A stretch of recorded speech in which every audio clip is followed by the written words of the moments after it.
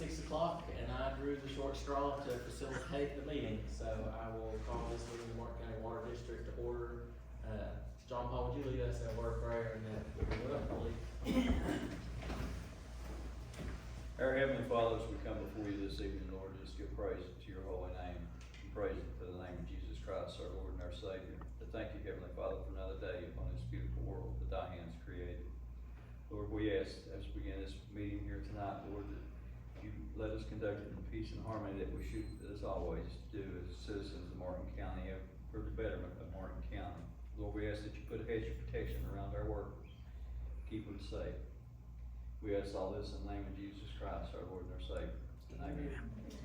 I pledge allegiance to the flag of the United States of America and to the republic for which it stands, one nation, under God, indivisible, with liberty and justice for all.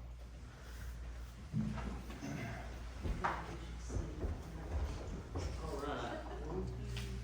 Since I'm running the show, I can take some personal liberties, and I know everyone in the audience is aware there's been some changes on the board, and so I would like to formally reflect some gratitude in the minutes for the service of Nita McCoy, who was my only appointment on the water board when I was county judge executive. So I appreciate her service to the community. She's been a lifelong advocate for water, and I know she's going to stay involved from the concerned citizens perspective, and we look forward to continuing that work with y'all. And we also want to reflect thanks to Mr. Toma for his service on the board. I know he has resigned from his position, and welcome to Norm McCormick, our former state representative, who is serving in a new term on the board. So we're looking forward to working with you. We've got a vacancy that will still be appointed, so we won't have a full board until next month, and then, Vernon's out this month. So just would like to reflect that in the minutes when you do that, please. So next item is item number 3, review and consideration to approve minutes. These are included in the board packet. Are there any questions or suggested revisions?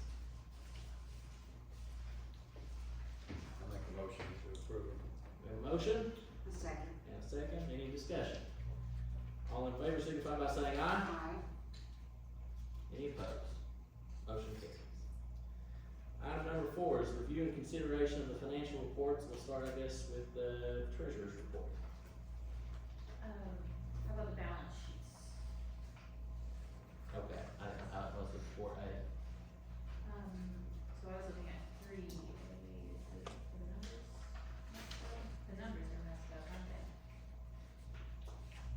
Yeah, No, 4A1 is the balance sheet. 4A1 is the balance sheet, okay, so if you remember last month, the checking account was sitting about $38,000, and I mentioned that's about as low as we like to go. Well, unfortunately, we got even lower this month at 10,000. That is really, really low. However, we were able to make it work, got all the bills paid, and that number is about as low as I'd like to see it get. Otherwise, I will call out. Let's see. There wasn't really anything else that stood out to me on that page, but if you jump on over to 4A2 and look at your liabilities and equity, your accounts payable is at $1,882,033,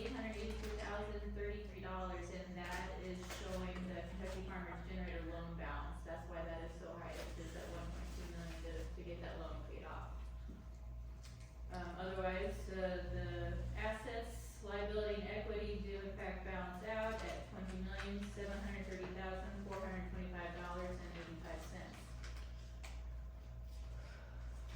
Moving on into 4A3, which is your statements of revenues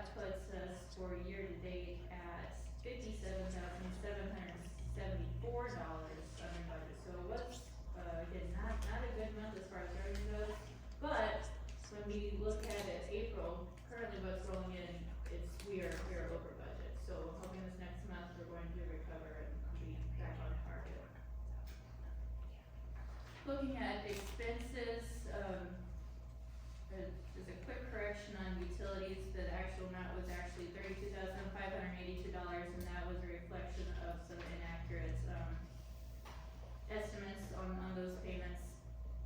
But there was a recent, utility electric rates increase also, so, we expect utilities to continue to be higher than what we had budgeted. It was a 5.8% increase on electric rates. So that's something to keep an eye on and remember for next year that we'll need to probably increase, our utility budget.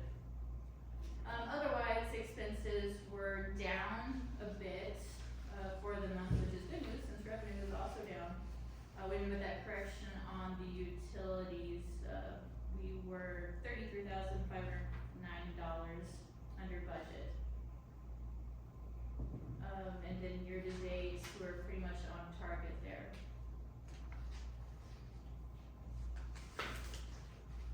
So then flipping over to the treasurer's report, your total billing charges for the month of April were $241,196.74.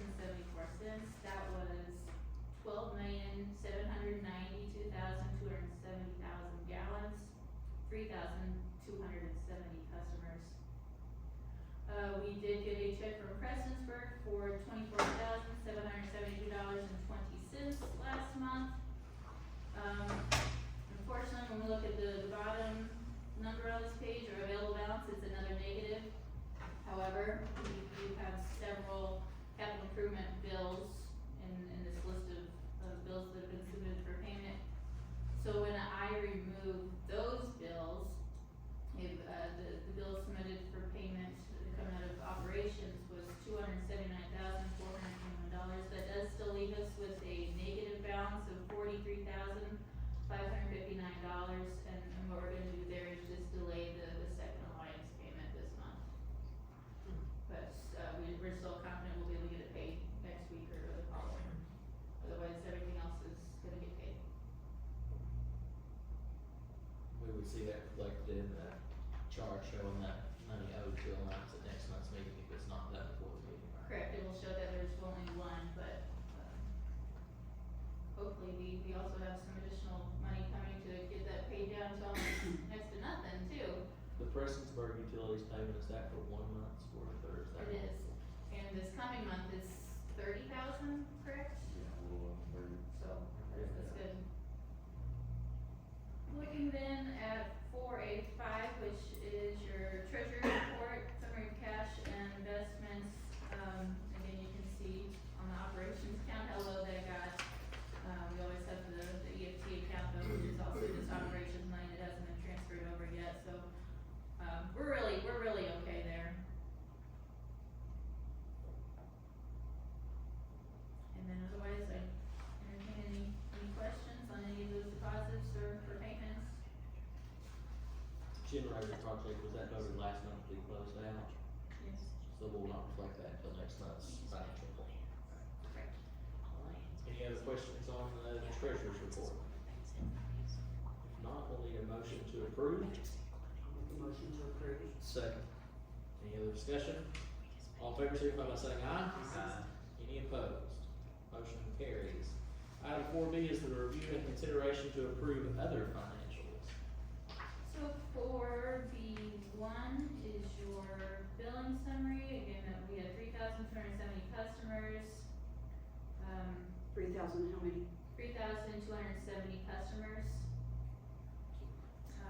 Otherwise, not much to note here with the 12.7 million gallons. If you flip on then to 4B2 to show the amount due to Alliance, we are holding steady at, that's about $375,000-ish.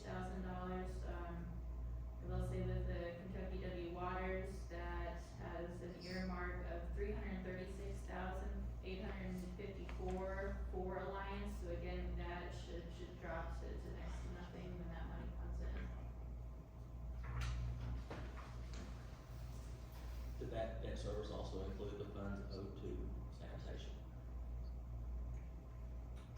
Yeah, I believe everything was considered. You double check on that. Cause I think we see that track here on 4B2 as well, just the debts that's owed to sanitation. 4B3 then is your accounts payable summary, and shows how, we received the balance due for the aging report. Again, that's such a large number due to that generator loan payoff amount being included. As far as the repair cap goes, we are currently projected to be at a refund to the district, so that's good news. And then the next 4 or 5 pages are your aging report, where we have highlighted the project-specific invoices.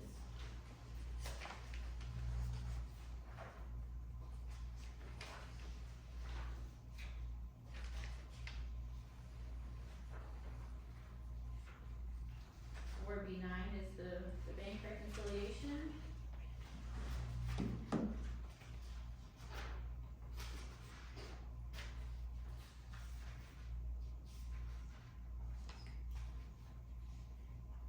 you have anything else to call your attention to? Alright, we'll need a motion to approve other financials. So moved. Motion. Make a motion, second. Any other discussion? All in favor, signify by saying aye. Aye. Any opposed? Motion carries. Item 5 is the review and consideration to approve bills.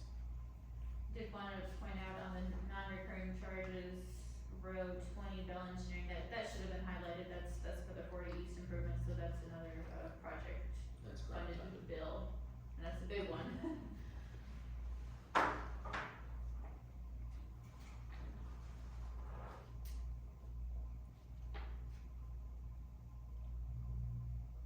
Any questions about bills paid on 5-1 and 5-2? Make a motion, pay the bill. Got a motion? Second. Any other discussion? All in favor, signify by saying aye. Aye. Any opposed? Motion carries. Item number 6 is legal, board attorney. Thank you. The first item is the status of the County Water Project Engineer of Record Agreement, which would be with Nesbitt Engineering. As you all may recall, and for Ms. McCormick's benefit, we don't currently have an agreement that's been approved with Nesbitt Engineering, the engineer for the project. The concern with the agreement that was initially posed was that it does not include the water district as a party to the agreement, nor recognize the water district as an owner of infrastructure in the district. Instead, it's just between Nesbitt and Big Sandy Ag. And we've dealt with Big Sandy Ag to try to get them to recognize that. They've refused to do that. We've asked them why, and they've not been able to explain that to us. They initially at one point said that it would be inconsistent with the HUD documents, HUD being the funding source for that project. So what we did was we wrote to HUD to see if they might be able to provide us any guidance or assistance on the issue. And HUD declined to do so. There was some back and forth between HUD and Mr. Toma, just explaining and discussing what was going on, but they declined to intervene because their documents are with Big Sandy Ad and Big Sandy Ad alone, so they took the position that was not their place to get involved. And what Mr. Toma did, and I think he sent a letter to the board members, was he wrote to Karen Kelly, who was with Mr. Hal Rogers' office, and explained the situation to her to see if perhaps there might be some guidance or intervention from his office. And that's the last thing that's taken place. I don't know of any response from his office or from Ms. Kelly directly. Was there a date on that letter to the Congressman's office? It was sent, actually, it's not dated. I could probably go back through my emails and find out. I don't think it's been terribly long. So, but that's where it stands, and currently there is no, agreement with Nesbit Engineering. As I understand the agreement between us and Big Sandy Ave, it's Big Sandy Ave's responsibility to pose a contract to us, to the district for your all's approval, and so far that's not happened. The next item is chairman update board on the raw water intake case. I was able to discuss this matter with Bill Geeson, who's outside counsel with Stites and Harbison, just to get an update on where the case was. As I understand it, and you all have heard some of this before, they've done the initial written discovery in the case, and Mr. Geeson has been trying to get a scheduling order in place, otherwise, in other words, deadlines, etc., including a trial date, if possible, and the attorney for Big Sandy Ave thus far hasn't been responsive, and he's also, Mr. Geeson has also asked to start taking depositions in that case, and again, my understanding from Mr. Geeson is that the attorney for Big Sandy Ave has not been responsive. He did tell me that if he's able to get a scheduling order in place, he believes trial would probably be scheduled for next summer, June of 2027, which I'll tell you is not unusual, so there's nothing extraordinary about that.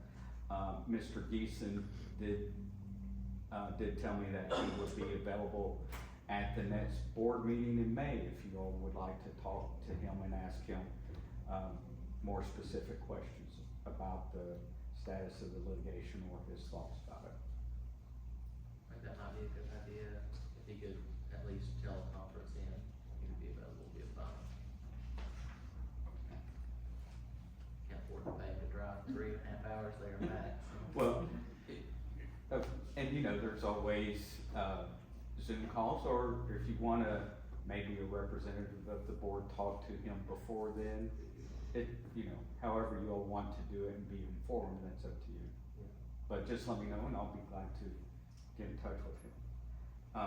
Is that our attorney, or? Yes, he was hired as a. Yeah. counsel. His name is Bill Geeson, he's an attorney with Stites and Harbison, and he's in Louisville. Thank you. Sure. The next item is, provide an update to the board regarding the legality of no cash for tap installation, which I understand is Alliance, policy, and I think you all were also gonna provide an update as well on that. The research I've done does not indicate that there's any current, state law that says you can't do that. Matter of fact, in 2024, there was legislation that was introduced to prohibit not only private businesses but agencies from refusing cash, and it was going to make it a criminal offense in nature, and that bill did not pass. So as far as I know, there's currently no law preventing a no cash policy. Have you learned any differently? I have not. Okay. So it was just our recommendation to the board to adopt this policy. There's no legal hurdles. Just the tap fees, correct, yes. The only other question I guess I would have would be, do we need to review the tariff? Because my understanding is if it's not in our tariff, we can't do it. I would If it's in think, our tariff, we must do We it. would have to let the Public Service Commission. Right. We have one vote. yeah, I would think that whatever, if you decide to adopt such policy, you would need to put it in your tariff and get approval of that. Okay. But as far as I know, there's no Kentucky state law that prohibits it. It's just a matter of whether or not you all choose to do that and then go through the steps to incorporate it into the tariff and get approval. And is one of the orders that PSD has sent require us to consider changes to our tariff later this year? Is there a deadline that we're supposed to look at to justify Yeah, I think it's in August, they already expect us to, make a proposal to them, so I don't know if that's one possibility, that if the board decides to go that route, it will be included at that time. Let's maybe keep this on the agenda and discuss with the full board, get everyone's opinion on that kind of stuff. I think if the case is that we have to do it, or if we're going to amend the tariff, it makes sense to make all those amendments at once and go through that process. I think that makes good sense. The next item is update the board on FAHI projects, agreements, terms and condition issue. And I think this applies to more than one project, but in general, we've been trying to get, a general form, agreement with FAHI to administer projects. And as far as I know, we're down to just one provision in the contract, to discuss. And quite frankly, I've been going back and forth with their attorney to try to discuss it. And matter of fact, he called me yesterday and I called him today, and we've just been going back and forth. And there was some initial time taken up in him just getting up to speed by talking to his client. But it relates to a provision in the contract relating to their, proposed limitation of liability.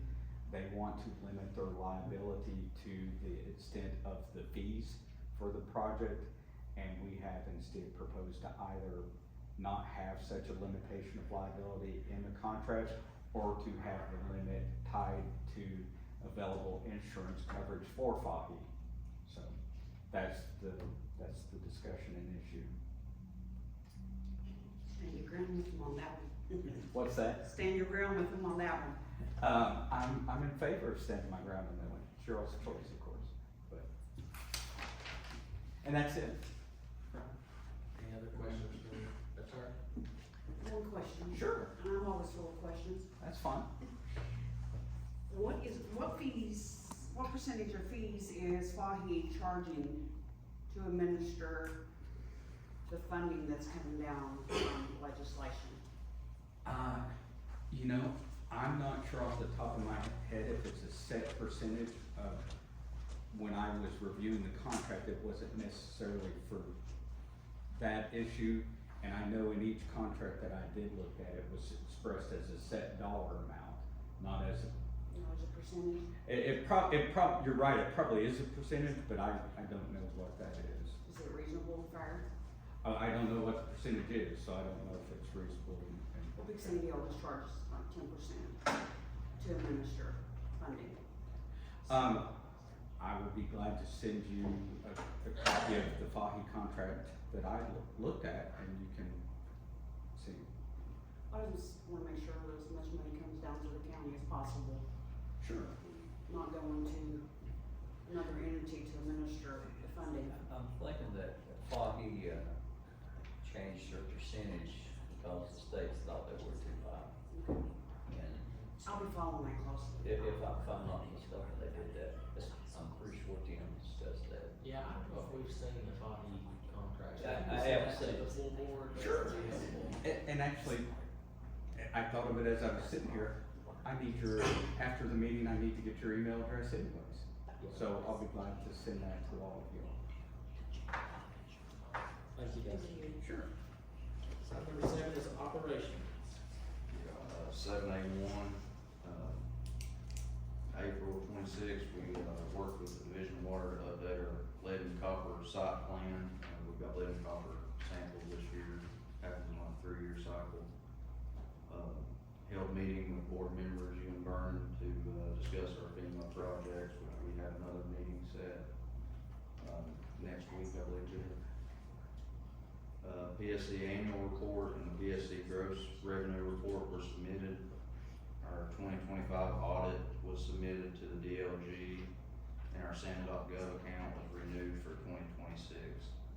So all those items should take care of everything to be in place for all of our projects and move forward with everything. I've been working with Big Sandy Ag. We've got an upcoming site visit with them end of next week. That's a yearly visit with them.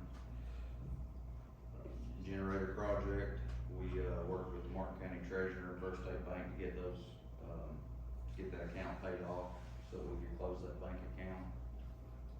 Did wanna mention that there was some money left over, I don't have the exact dollar out of that, but, there was an invoice for bail, I think it was around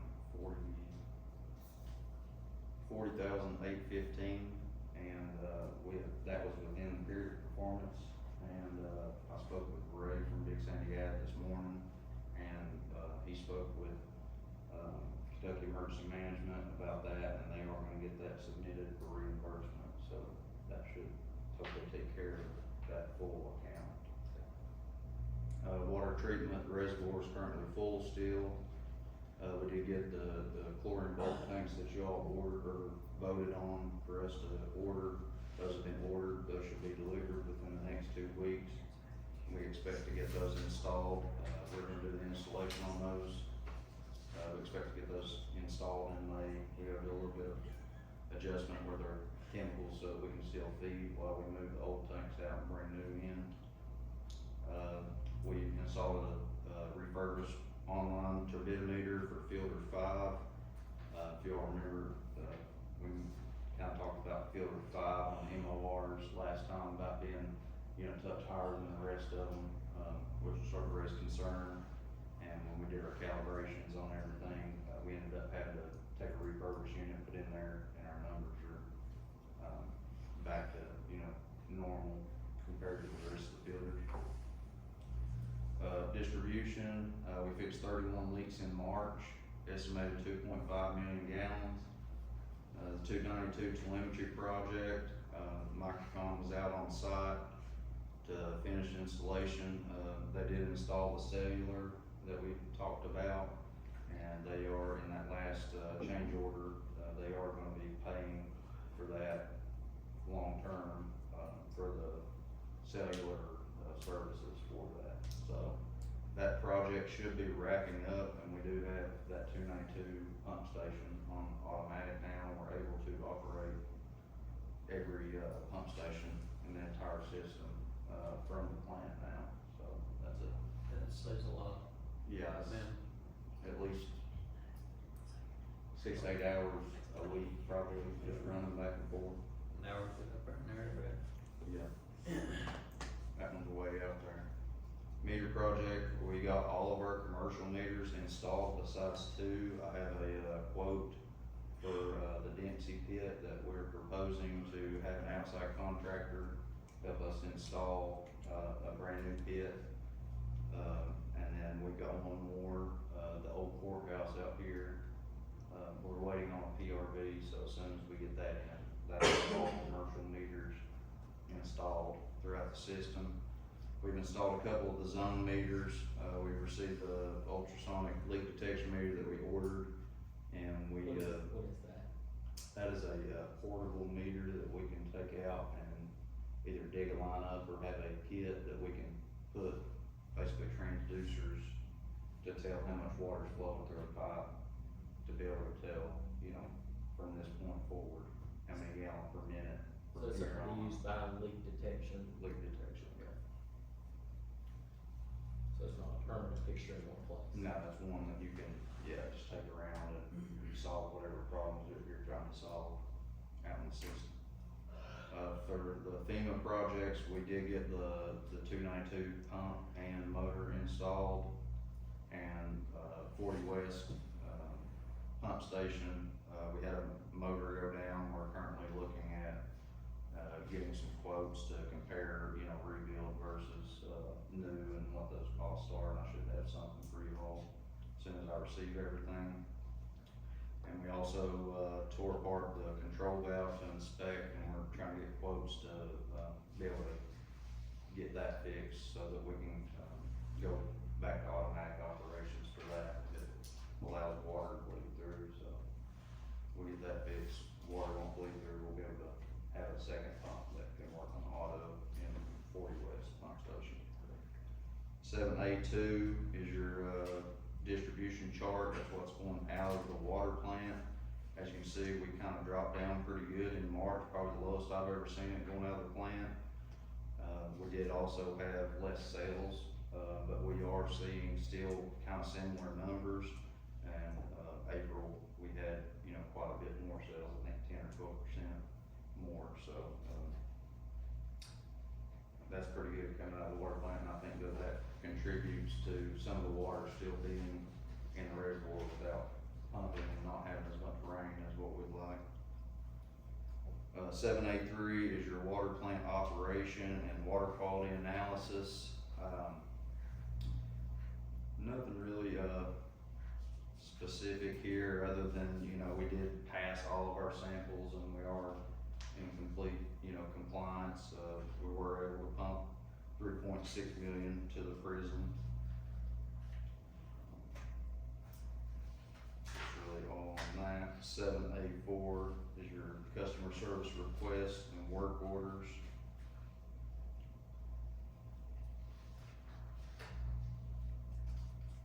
Seven A5 is your list of all your water and service breaks throughout the month.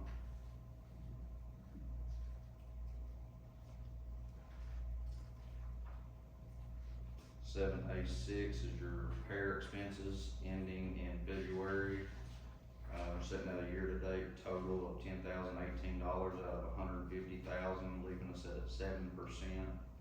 And our chemical expenses for February, year-to-date total $15,907 out of $162,500, leaving us at 10% through February.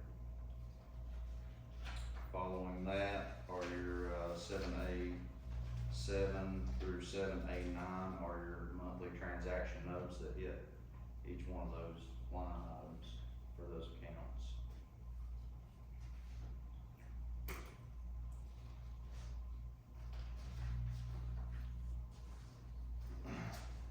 Seven, eight.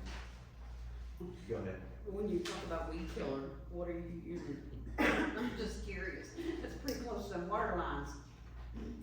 This is, we use just regular weed killer, glyphosate, in warmer, you know, weather. I'm just curious, I mean. No, that's valid. Would you be open to using a natural solution if you killed the weeds? To kill the weeds, yeah. Bring your recipe, and it's cheap too. Okay. You send it to me, we'll try it out. Okay. 7A10 is your, leak repair map. That's your leaks throughout the county for the month that, you know, represents that list. So I never noticed this till just now, but I did see there was a leak on Yellow Creek Road. That's really in Lawrence County, right? It is, but we serve that. I didn't realize that. Yeah, that's the only road up through there, but yes, we serve that so far out through there. Well, you know. Yep. And, 7B is your monthly operating report. Like I mentioned, those, you'll not see it in this month, but next month you should see that filter 5 on 7B9, the turbidity readings coming out for that influent, or for the effluent. And other than that, you know, like I mentioned, that there's no, all compliance across the board for the water plant and the distribution system. Okay. 7C1 for March, your water loss sitting at 48.92%. So, I think that might be up just a touch from last month, but I'm really hoping that next month, considering we're seeing kind of same average going out of the plant and also, consumption going up, that should, and also still consistently pumping to the prison, I think we should probably see that go down a little bit next month, hopefully. Following that, 7D1 through 7D5 are your leak adjustments.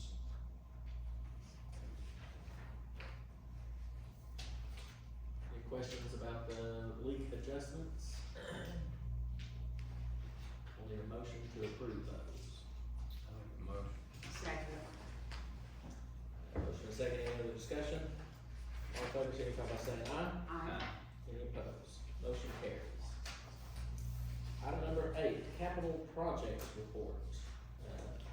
8A says project updates, review projects and schedule. Yeah, I'll kind of give you a little, little touch on each one that we've kind of got going on right now. The meter project, I'll touch on, later whenever I give a full update of the budget. The turkey tank rehab, that is ready to go out to bid. I was told by Bell this morning, in the next 2 weeks. Middle Fork Auto Ground Booster Station and line replacement, that project is at 100% design. The permits have been completed through KYTC and Division Water, and, AML is reviewing that, and as soon as that's approved, it should be ready for bid. I don't have a complete timeline on that, but that's what I've got an update on. Lead service line inventory, that's one of those that as the EPA changes their guidelines, we had that ability to charge back to that account for what we're using. I don't have any updates on the cold line, or cold water, yeah, sorry.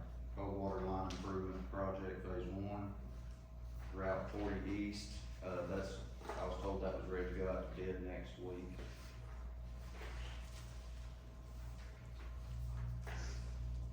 The water system improvements telemetry, like I mentioned, the 292 telemetry, that Bell still has to come out, have their electrical come out and, verify everything. It has been commissioned. Microcom has done everything on their part for what they were told in that last change order. And, once they come out and verify that, we'll be able to start the warranty and close that project out.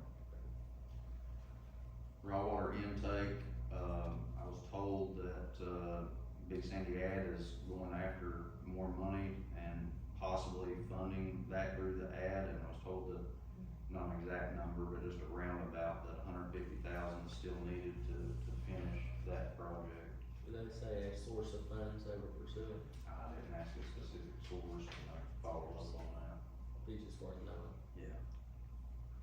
And I was just told that they were going after money, and then possibly, the ad was directly funding it in some source, yeah. I can find out though and let you know. Yeah. The, If we could get that this summer, it'd be great. would be great. We've heard that for how many years? Too many. The emergency backup generators, obviously that's on hold, until we, I guess, hear back if there ever is gonna be a response back from them. That is on hold for now. Old Highway, 3, phase 1, we're waiting for AML to sign the MOA on that. I believe 10 had already signed our portion of it, or your portion of it, and they're waiting on AML to sign the MOA on that. No update on the master plan, KYTC beauty water line relocation, Prime's got 30% plans complete. And, we were told in our last meeting this month that it's possible that the letting, may not be until 2028 for that project, so it may be a complete full design and sit around and wait for KYTC to start that project. But we do have a bank account set up for that, and we will have the engineering, portion of that probably done within the next few months. You want me to go over the sewer project? Now we'll do that the next meeting. Is that all you had on project updates? Other than that, we're just, on 8B3, just to call out the recent Kentucky Water stuff that we just got, the service debt, tank inspections and painting, 292 booster station and line replacement, and the Develop Road pump station and line replacement. Those were all moved down to the funded portion, which, you know, 10 changed, the remaining, you know, moved the project up. Yeah, so, in the board packet, the pages 8B1 through 8B3, this is our, through 8B4, I guess, this is our SIP list, so there's a list of projects that we've prioritized by order of importance and then funding needs. And so, it's a living document, it'll change as projects get funded or completed, or if new things pop up that we feel need to be added to this, but, I guess that's where it stands now. Do you need us to approve this SIP list as it's edited, or how do we do that? We typically vote to approve the SIP list, that's you. I don't recall us doing that. Okay. I don't ever recall I just think he's It giving. changes so often, we may not. I just think he just gave an updated on, we moved on. Yeah. We do have that in new business, consider a motion to approve this new SIP list. Okay. We'll do that in number 10. Alright, any other questions about the project updates or the SIP list? Hearing none, we'll move on to item number 9, old business. AWR provide master meter delivery construction schedule. Yeah, so I touched on this a little bit earlier on 9C1. This is your, kind of project budget, and it gets changed each month as we submit invoices and project new costs. Your top, area there is actually what has already been sent through, and, that's your actual true budget, Big Sandy Ad's budget for this project. The next one down is your, projected cost summary, and that is all based off of your parts breakdown. And like I said, that bottom document's kinda changing as we gain quotes and have to do and adjust different things as we go on, as a way to project, what we need to spend and where we need to spend it. But currently, we've got, plenty of money to allow BOGA, if y'all vote to allow them to completely replace the, Dempsey pit. Just to give you a little brief history, I think that's one of our biggest customers, and that pit stays in water constantly. It's an old pit with the, it's like a block pit, and, everything stays underwater, so we can't just go in and just throw a meter in. No matter what, everything's gonna have to be, changed out, whether you use that pit or do a new one.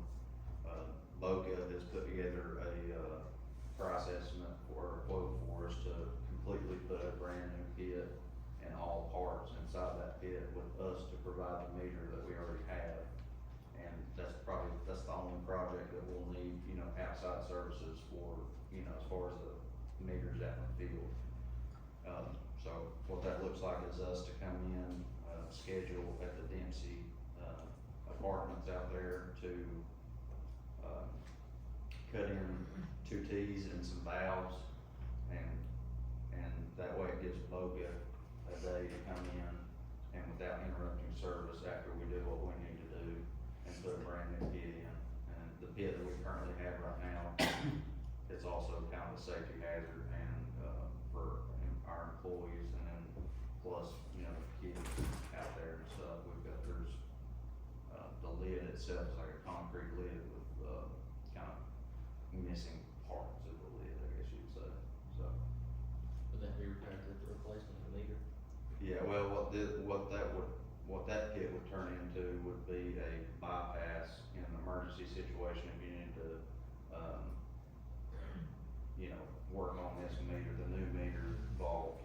And that whole pit would be, essentially filled in with dirt or sand, and then you have a new pit. As long as we don't leave a big hole in the ground. Yeah, the idea would be to cover up that, fill it in, use it as an emergency bypass, and then, now you have a brand new pit with a brand new meter that's not gonna have water, and it should serve those customers for, 30+ years. Other than that, we've got hydrant meters ordered, we just ordered all the spool pieces that we needed for all of the, rest of the, zone meters that we have to change out. And so, I've also got quotes on the water plant work, but I'm not pulling the trigger on that yet until we kinda see where we're at, a little bit closer to where we're at. But overall, we're making pretty good progress on this project. There's no set end date for peer performance? I asked the question to Big Sandy Ad, had on here from the start of the project, 2 years was, September 24th. But, Big Sandy Ag said that there was no set date. I think the biggest thing is they don't wanna, I don't think there's any set date, but, they don't wanna see it go dormant for an extended period of time after that. They mentioned that, if funds don't get used, that sometimes the state or someone will, pull those funds, so. Our goal is to still hit that end date by the 24th of September. Biggest problem on this project has been getting the meters, the commercial meters. Yeah, we do have delivery of all meters, so. That includes one for Dixie that Boca will install. Yeah. If we give them the go-ahead, we can get that scheduled and probably this next month have that done. We will have to interrupt service for however long it takes to, tie that in, but it should be minimal. We've got a line item down at number 10 to approve that. Is there anything else related to the master meter delivery project? Any questions or comments? Next is update board on the flood damage infrastructure repair status and funding update. Yeah, 9C2 there, that's your, main sheet that kind of gives a breakdown of all these different projects. I did, add a little section down here at the bottom that are like actual costs that the district can kind of expect to get back, to be reimbursed for money that was already spent, and I was just gonna kind of keep track of that for your all purposes. To understand, out of all these projects, what do we actually have that's gonna be reimbursed back to the district, and that's what that is down there. The Old Route 3 water main repair and the Calf Creek water repair, I've got all the documents sitting and waiting on FEMA for when they open up. Currently, that's where they're at, everything's there, ready to go. As soon as they open back up and get that going, we should be able to get that money, and get that processed. Other than that, we've received money on everything else. 292 pump station is complete, we put the pump and motor in, and the raw water intake, we did receive that money, but we have not made any, plans or decisions on that right now. That's about all. Each one of the pages, individually, show those accounts and what sits in them and the, transactions between them. Alright, any questions about flood damage infrastructure repairs? Hearing none, AWR update the board on insurance claims. So as far as the property and equipment insurance claims go, Cincinnati is complete. They have paid out everything they are going to pay out. Which means the professional liability coverage can jump in place, and I do not have an update on that. Other than since the last board meeting, I have, provided you all and Dustin also with those policies, so you all can review them and let me know if you have any questions about those policies. And with that email, now's probably a good time to call your attention to that memo regarding the updated property and casualty insurance amounts, and there was discussion about the district going and getting their own insurance, and I just wanted to call your attention to that memo where, we have in here that Alliance will maintain auto coverage regardless of what the district does. We've just discovered that we have too much liability for Alliance to not have that ourselves. So if the district should choose to do that, it means the auto would be double insured, which is not necessarily cost effective. But just wanted to bring that to your all's attention. And I imagine this is something that we will table until we have Cartman back. Yeah, I think the insurance was his baby. Yep. Back on the professional liability, we're just waiting to see what they're going to pay out, or if they kind of denied it, or Correct, we're waiting to, we have not been denied. not been denied.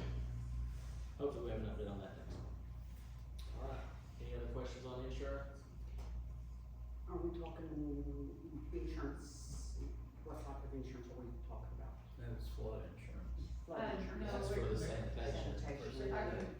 property, equipment, and professional liability, and auto.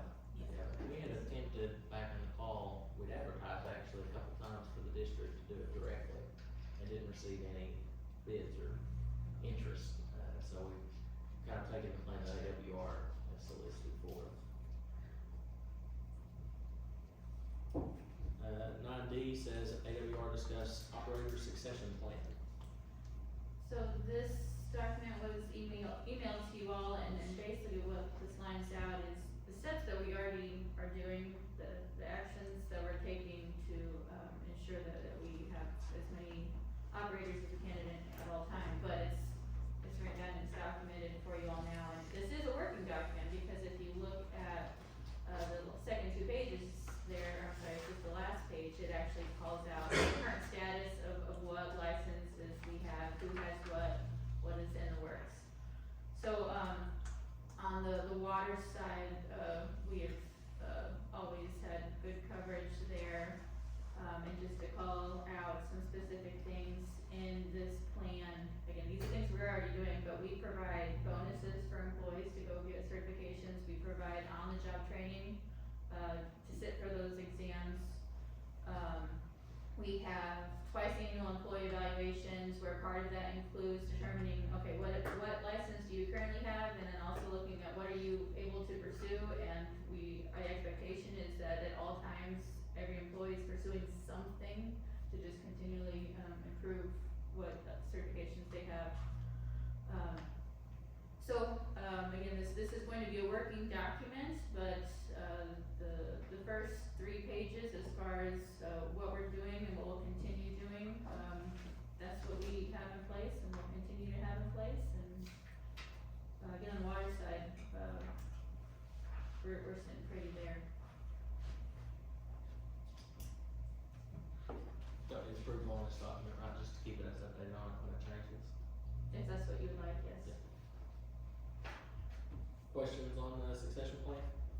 If not, 9E, AWR provide update on filling district manager position. So I'm really excited to let the board know that Colby May is going to assume the position as an interim regional operations manager for us, and we are officially shifting gears and searching for a local manager at this point. So as of today, Colby is serving as our interim ROM, and I have 3, very viable candidates for local manager that we will be interviewing over this next week. And I'm hoping this next board meeting will have a permanent arrangement ready to announce. Congratulations, Colby. Thanks, sir. Welcome to Thunderdome. 9F, chairman update board on farm ETA work, identifying additional funding sources for NCWD SIP rank projects. I don't have anything from the past chairman on that. Is there anything AWR would like to add on that? I'm not aware of any other grants that we were pursuing related to that. We'll probably follow up on that.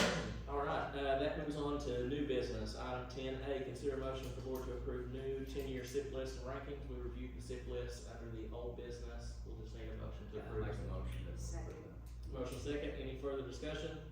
All in favor, signify by saying aye. Any opposed? Motion carries.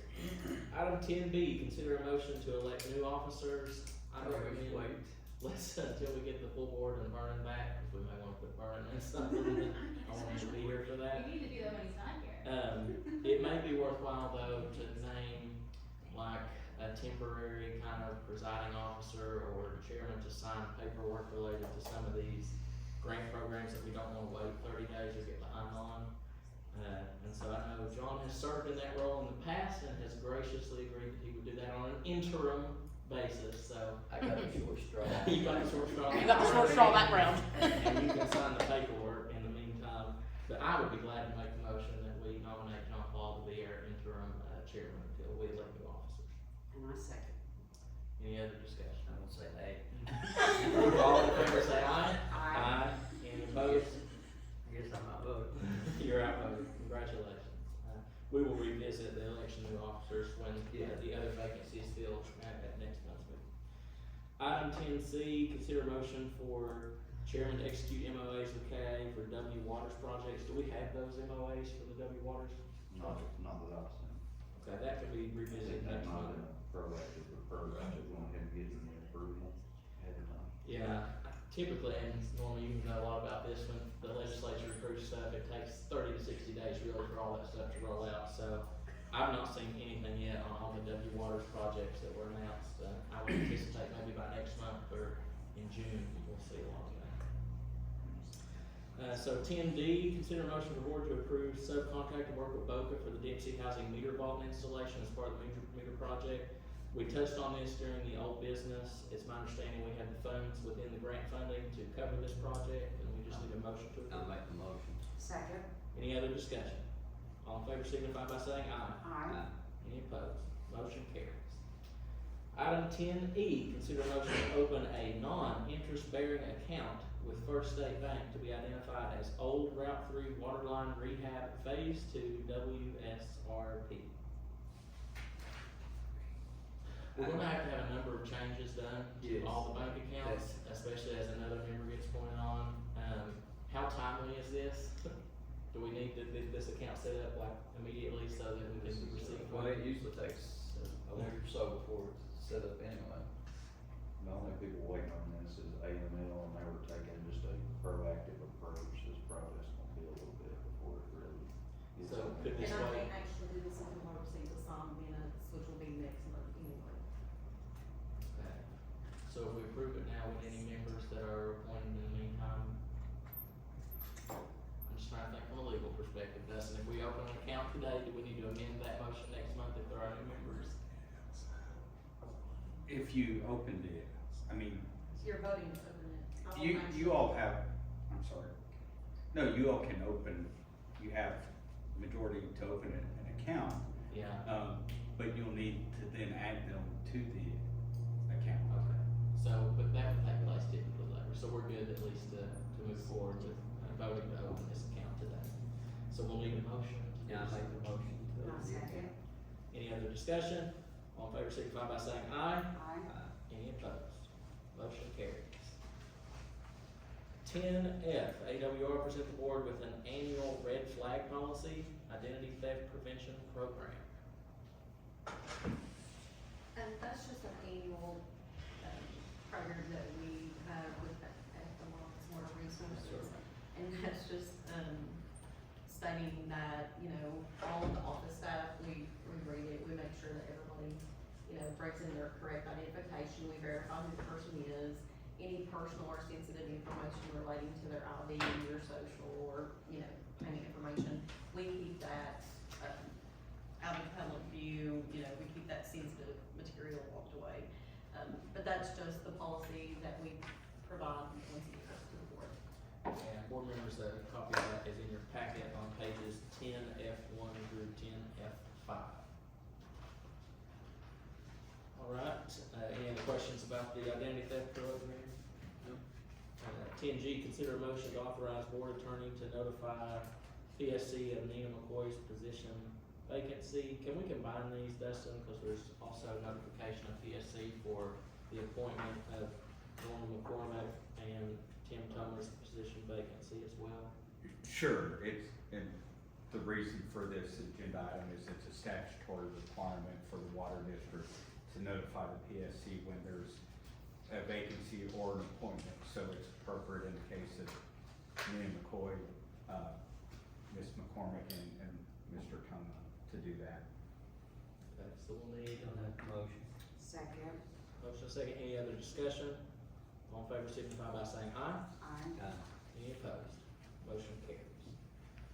Last item under new business would be 10J, discussion of authorized signatory privileges and process for project draw documents. Colby, you wanna touch on this?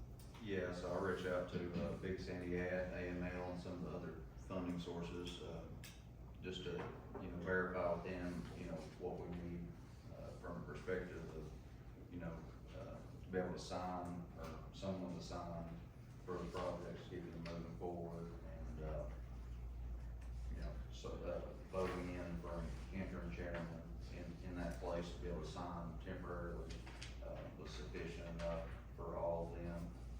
So that really was, all that was about, just making sure that we had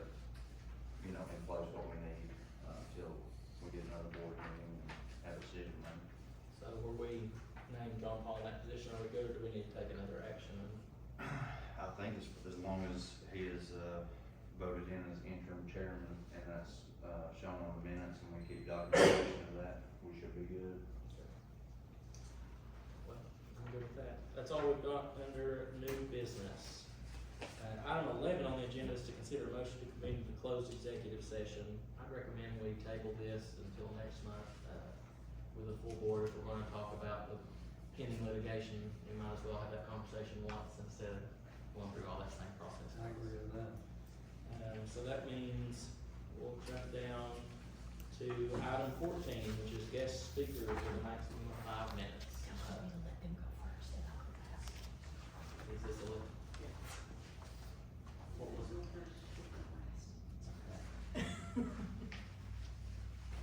I can't read the writing. Okay, Gina Patrick.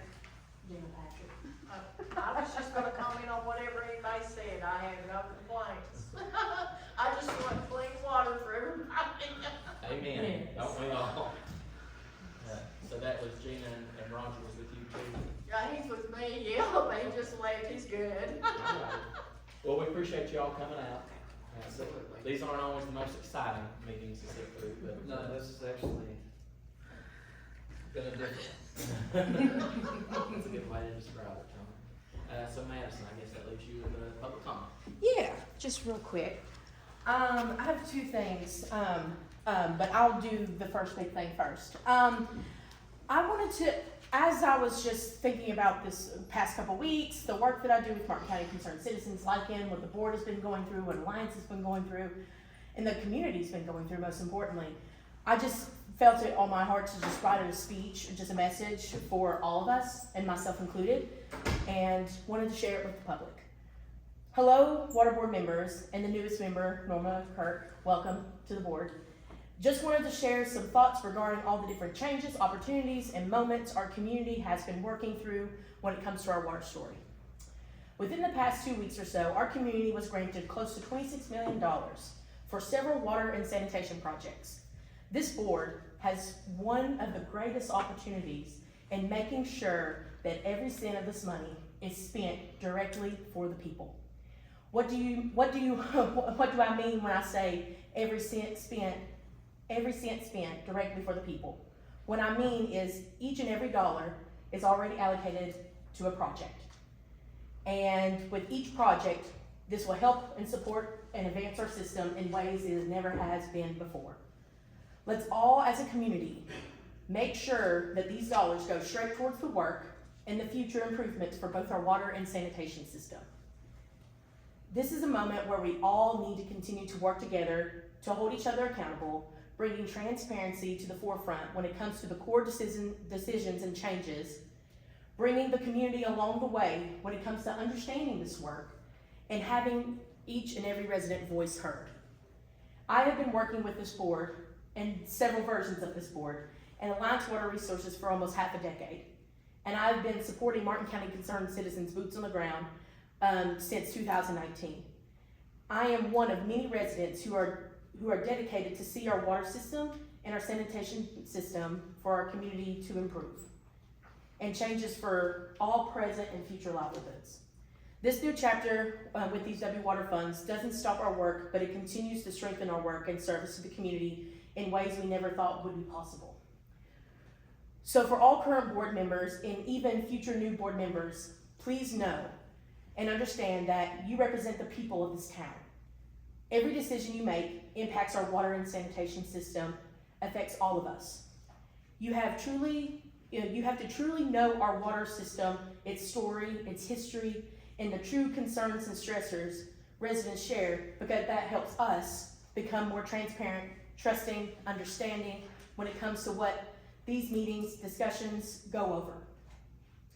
I believe this is a turning point for a lot of us in this community, have waited, prayed, and advocated for years on. Now it's time to deliver and improve our system one project at a time. I hope to continue my work with each and every one of you on this board and the future board members, and continue working and supporting with Alliance Water Resources to make sure we are bringing our people the most, and also making sure that the people, most importantly, are forever listened to and raising all local voices to the forefront. because we deserve this new chapter to our water story. Thank you for your time for that. And the last thing, any comments on that? Public even? I have a comment. Yes, please. That's why I'm here. I didn't, the job pays nothing. Oh, absolutely, yeah. And it's a volunteer service. I have been community oriented all of my adult life. My goal is to see all the projects through, to be a support, to be, to network, to do whatever I need to do to make sure that everything is followed through. And I think one unique gift that we both share, and I think we've talked about this before, is our social work background. Absolutely. And the service element, that what it takes to be a social worker, and with your unique roles and historical, presence representing the community in the past, now you're able to serve in a whole new element and being able to bring old gifts from your social work element to the place. And if you're ever interested, I would love to share all the work and research I've been doing when it comes to our community's water system in this toolkit called the Martin County Water Resilience Toolkit that really helps break down the work and efforts that this board and Alliance has been doing for almost 5 years. For over 5 years. One of the things that everyone has to realize is that even though that they are giving us the $26 million, this is not something that is just automatic. It goes into the county and it's not done immediately. We're still Oh, I know. in the process, and that's one thing about the lawsuit that we have. Of the second grant that we got for the $3.4 million, we're still working on that. Yep. And it takes, well, last year that project was supposed to be completed before summer, and it's still, we're hoping that we get completed this summer.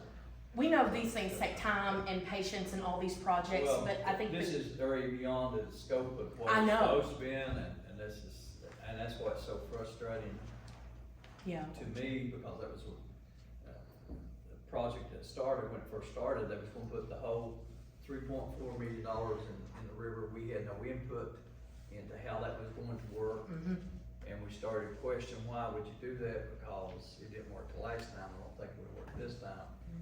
And then they said, boy, evidently you all don't want the money. I said, okay, well, if that's what it is, because it was already set in stone. Kentucky Engineering was gonna do the work. Kentucky Engineering is now out of business, they no longer exist, because we were very upset with Kentucky Engineering. And Yeah. so we changed your engineering firms. We keep updating, going to different engineering firms. If they come in, if they don't do the job that they're supposed to do, we're not going to continuously reward them for just because they're there. We don't believe in the old buddy system on things like that. We want to do what's best for the people of Martin County, Exactly. and it has been a fight to get this. I mean, it really and truly has. It is. Yeah, I think. Very frustrating at times, because Yeah. a lot of work has been put into this, I've seen it. Well, and it's still not resolved. I know. But I agree with your comments. I think this W Waters money can be some of the most impactful funding this district has Yes. received. To do this many projects at once, it's gonna be a strain on us and AWR to keep up with all this, but, Absolutely. we're all committed to seeing it through, and I know it's not a silver bullet, it's not gonna solve all our problems at once. If you look at that SIP list we approved tonight, there's still, $80 million worth of projects that we've Absolutely. identified. Yep. But it's always a continuous work, and so we're thankful to receive this money, and we're gonna do our best to spend it wisely. We'll commit to that. And just know that Martin County Concerned Citizens and Like Knowledge is, we're all in this together in terms of what we're fighting for, what we're striving for, and what our community deserves and what our people deserve. And the last small thing, I was wanting to request and see if it would be possible if I can get sent the water board and sanitation packets, like how all the board members get sent. And I also was getting messages from the Mountain Citizen regarding them needing to receive board packets because due to the online presence, it only has the agenda, not the actual details of the packet still. So on the website, you're only seeing the agenda? Just the agenda, just the two first pages for both sanitation and water. And they said they could do the whole packet. And they said that the whole We packet could could. drop in the whole packet, but we have to compress it where it's such a large document. Mhm. But we can add that on there, I didn't realize that. Yeah, I just checked it the past 3 months, just went back to April, March, and then just checked, and it was just the 2 pages of the agenda. And I tried to download, expand it to see if any more pages would pop, and none of them did. We'll look into it. Yeah, we can check into that. I appreciate your time. Yep. Yes, Thanks for letting us know. yes, thank you. No other guest speakers on the list, we'll need a motion to adjourn the water district. So moved. Motion second, all in favor signify by saying aye. Aye. Any opposed? We'll call ourselves adjourned. And then you'll go straight into sanitation. Get over to that page.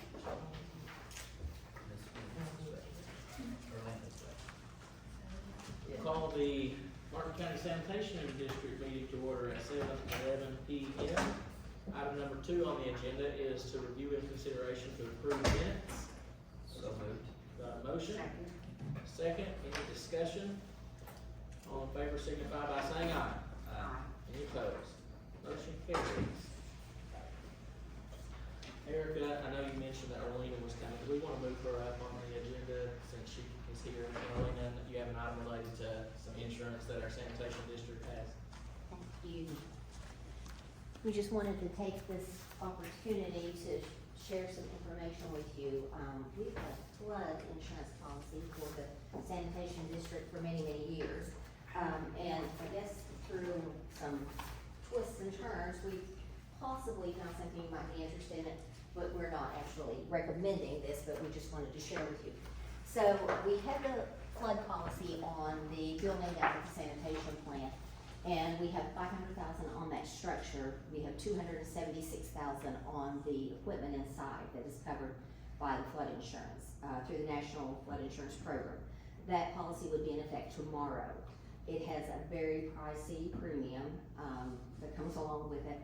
But we also have found that there are some private companies that are out there now. They are not backed by the federal government, but they are just so much less expensive that we wanted to share one with you. So in your packets, the top page that you have shows you Assurant or American Bankers, and that shows you the $500,000 if you look mid-page on the building, $276,000 in contents, and the cost of that policy is $13,907. That has been paid for, but it's not effective until midnight tonight. So we're really at the 11th hour, the 13th hour, whatever it is. Anyway, so we can try to get a cancellation in if you choose not to keep this policy. This one is the one that is backed by the federal government. Should the company go defunct, you would have some coverage. Now, the second item you have is a superior flood quote, which is through a privately owned company. There's $500,000 on the building, $276 on the contents. There's a $5,000 deductible on this one, it's on the back. We should run that in 2 pages, but I apologize. It's coming in at $1,476.63. Of course, as I said, there's very, very significant differences in the carriers that have these. Also, this one could not come into effect for 15 days. So I don't know what the weather's looking like. We also wanted to point out, nothing that's down in the pit is covered on either policy, so there's no difference there. We started diving into this policy, which was probably a very good thing, and we got the replacement cost, as I said, at $500,000. If you want to revisit that, even while I'm here, off the record at some point, if one of you wants to call, if that needs to change, we're putting that in at about 1,500 square feet. We think that maybe we had a value on that when it was first built that was higher and maybe causing a co-insurance penalty that would come into play should you have to file a claim on that. Good question. This is the Inez wastewater building, just the building, not the plant, not the site, not any of the clarifiers. This is just the building at Inez And what's inside that building. and the contents of that building. And so this where it says first floor height, 3.1 feet, is that where the flood elevation is? That's what they're showing. That's another question or another comment, I'm glad you asked me that. So that's what is on the books for at this time. I don't know if that could have changed over the years, because we've had that policy for a very, very long time. The concern I have, I could almost say that the one that is 1,400 will come back a bit higher. It usually always does, because they'll look at the elevation certificate. We sent that information in, but I mean, it could come in higher. Of course, if it came in 3 times higher, it's still significantly less expensive. So we just wanted to share that with you. We're not recommending either policy, either way, but we wanted you to be aware of both options. So if we do choose to go with the cheaper policy, though, we would be without coverage for 15 days? Yes. We've been without coverage now for over a month, about a month now. In the middle of the spring flood season, too, that's scary. Yes, now there's something else that we discussed today with Erica and Colby, and they've been so helpful, as has Helen, so thank you so much. One thing we discussed today, you can leave this other policy coming in play in force tonight, which is probably a good thing. If we see that we can get this other coverage on the books, we could go back and cancel the other one. I'm sure you'll lose some money. I think maybe, and I couldn't get up with anyone to find out for sure, but I think maybe if you'll notice on that quote with Assurant, it says reverse fund assessment 2,076. I'm sure it's gonna be at least 25%, so you're probably gonna have maybe some fees and maybe 25%. So you'll lose a few thousand. Now some people will also try, and this is over my head, maybe not Colby's or someone's, some people will keep that policy for a few months to try to let some of that premium earn back from that minimum earned, and then put their other policy in force. We're willing to work with you at any time you want to do any of it, but we just wanted to make you aware of some of the options and some of the things we've uncovered on your behalf. Has this property flooded in the last 10 years? Yes. Well, the property has. The building though, we're not sure how long it's been since the waters have reached the building itself. And again, that's what we're talking about here, it's just the building itself. That's all it's insured is the building. And this is also another option. This was very important. I'm so glad you mentioned that. When we first wrote the policy, I'm almost positive, because it was a long, long time ago, that there was a loan or a lease, maybe with CAECO at the time, and it's required that you have flood coverage. And sometimes they do not accept the privates. So that's a question, and you may be able to address that even today, but I was uncertain if your lender or your lease holder would accept a private flood. So I wanted to mention I'm that. not aware of that. Are you, Dustin, offhand? I don't know the details, so I can't answer, sorry. Is We there might have to recommendation? leave it as is for a moment and do a little research on that. Yeah. AWR, do you all have a comment on this? Is there a recommended path forward? I hate to say that there's a recommended path forward, but I'll throw a third option out there, which is the consideration to not have flood insurance at all. And that seems risky, that's your question about has it flooded in the past 10 years. The answer to that is if floodwaters were to reach this building, we'd be looking at a disaster declaration anyway. But if that were the case and FEMA found out we chose not to insure it and we're asking FEMA to replace it, does that put us in a bind? Well, that's right. Rather than do that, going without, I would really go with the low vehicles, That's kind of what my gut says too. Is there a lien holder on the property? Not to my knowledge, but We do have the bonds, but I cannot imagine if there's anything in those bonds related to this building. My question was, this is just because I'm older. At one point there was a lease that required it on the equipment inside the building. Now, probably some of that is in the pit, which is not covered anyway. And so wanted to share that. what is the nature of the contents of this bill? A really old, lab with not much in it, to run samples. You got a little garage, and then you've got a, generator that doesn't work, that needs to be, gone. So there's nothing wrong with The only thing of value, like we talked about, was probably the electrical panels, the main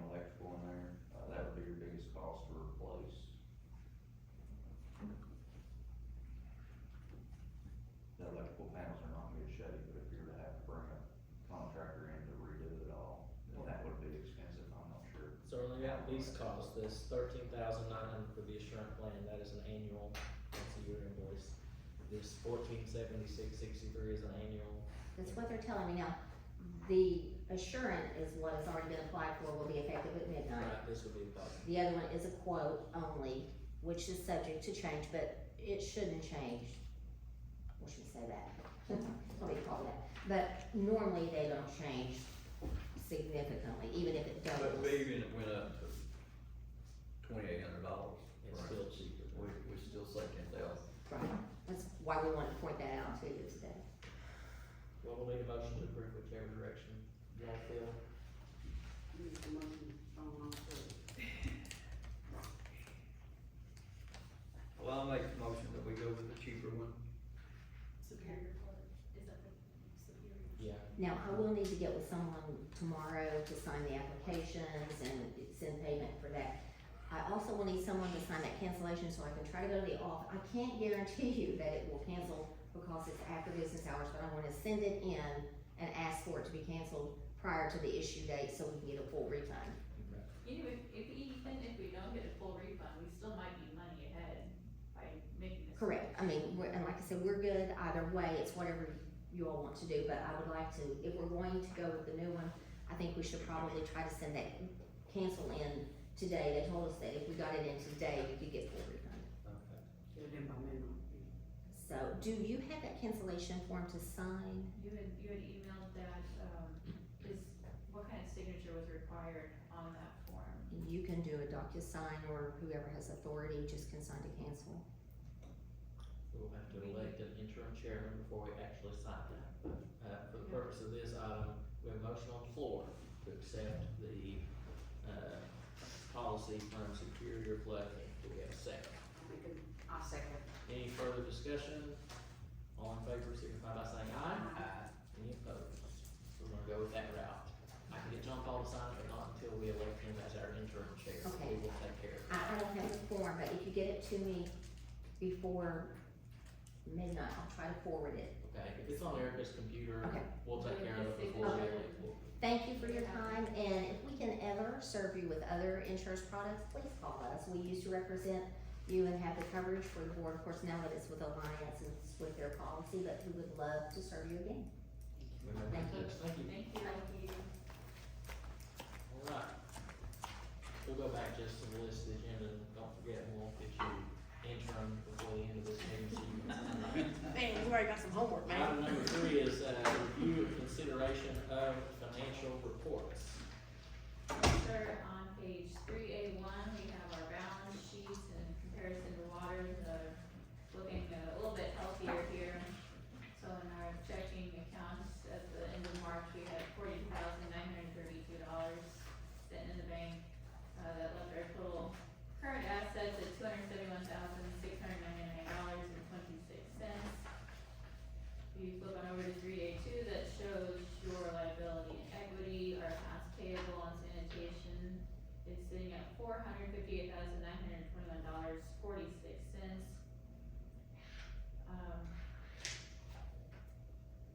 Otherwise, the balance is out there, $8,853,281.32. And Dustin, before while I'm thinking about it, I don't know if you also might need to include that, they put me in as interim chairman to notify the Public Service Commission on that. I just want to make sure that they are aware that, my signature will be on something. Okay. Good point. Rather than come up 6 months and say, they should have told us. Tell them where to find you. Yeah, they do. I did forget to mention on 3A1, if you notice the prepaid expenses had a big drop, that was that flood insurance, that was not listed in our prepaid expenses at the moment because we have been without coverage. But, that will jump back up depending on what we can get sorted out with Erlene over the next couple of days. Then on 3A3, that is your statements of revenues and expenses. Again, March was just not a good month as far as revenues coming in. We were below budget on revenue to the tune of $5,457.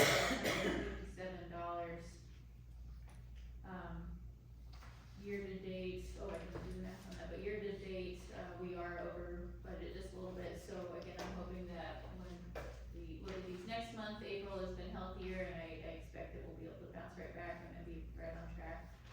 Expenses for the month were slightly over budget, to the tune of $3,493. But otherwise, when you look at our year-to-date for expenses, it's, pretty well right on the money there. And our net income is looking pretty good, we're above budget there too.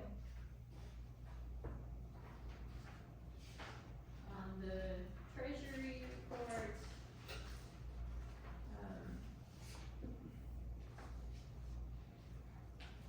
let's see, our total billing charges were $78,731.87. That was for 1,182,580 gallons and 861 customers. Looking at your operations account, deposit, we did have a disaster relief deposit. Colby, remind me what that was for I last believe that month. one's for Riverside Duplex. Riverside Duplex is what that deposit was. And then otherwise, we do have another negative here. However, we have a ton of project bills submitted for payment. When I remove those project bills, it includes payment of $76,814, which means our available balance is truly $8,153. So again, we're able to pay the bills.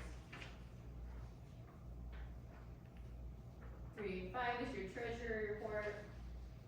Again, you'll see that $8,000 payment on disaster relief. Otherwise, not much to call out there. Any questions on the treasurer's report? Motion to approve. Make a motion. Second. Second, any other discussion? All in favor, signify by saying aye. Aye. Any opposed? Motion carries. 3B, review and consideration to approve other financials. Okay, so on 3B1, it starts out with your billing summary there. Again, there was 861 customers in the month of March. It was 4,183,000 gallons. And again, if you look at the payments received amount, compare that to previous months, so this was not a good month for revenues. Compared to a year ago, though, it's there. I'm sorry, revenue was good, it was the payments received Yeah. that was down quite a bit.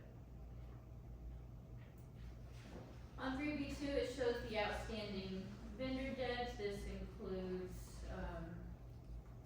various vendors, in addition to Alliance, but again, wanted to call out the Kentucky Waters debt relief, and on sanitation, there is $341,259 allocated for Alliance. So, this should essentially be wiped out on sanitation, and we won't have this graph hopefully very soon. Hope so. 3B3 is your accounts payable summary.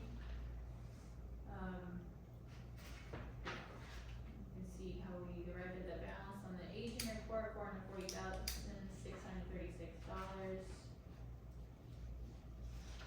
Colby will get into the repair cap in his operations report. But otherwise, 3B4 through 3B7 is your aging report.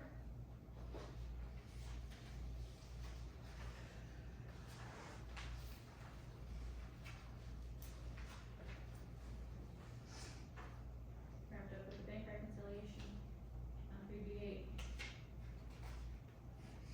Any questions about the other financials? Here now, we have a motion to approve. Motion. Second. Further discussion? All in favor, signify by saying aye. Any opposed? Motion carries. Item 4 is to approve bills.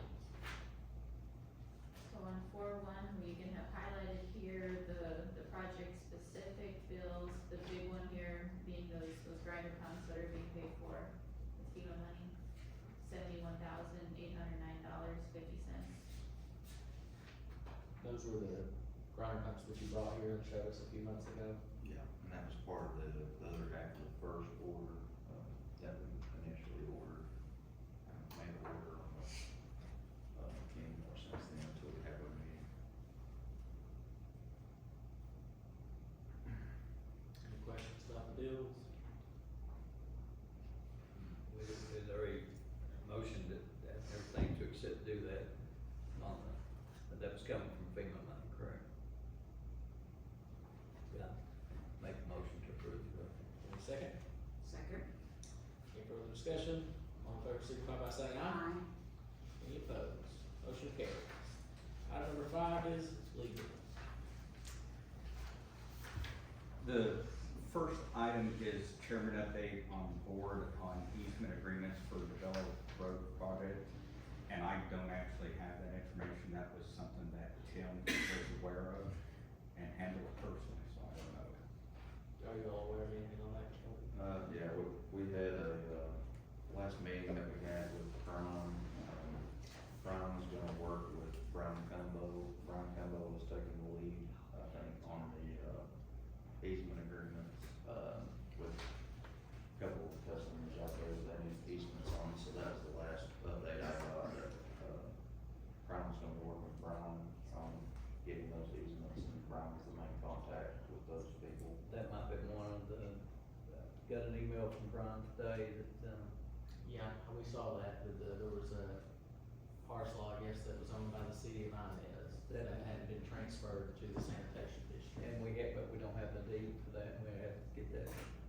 Yeah, Dustin, I don't know if you were copied on that correspondence, but, it seemed like Brian indicated the city would have to pass something at their next city council meeting. Yeah, I know it's, he addressed it to Eddie Daniels, but He just copied us. yeah. So hopefully, You should be aware of that also. I'm fine with that. Okay.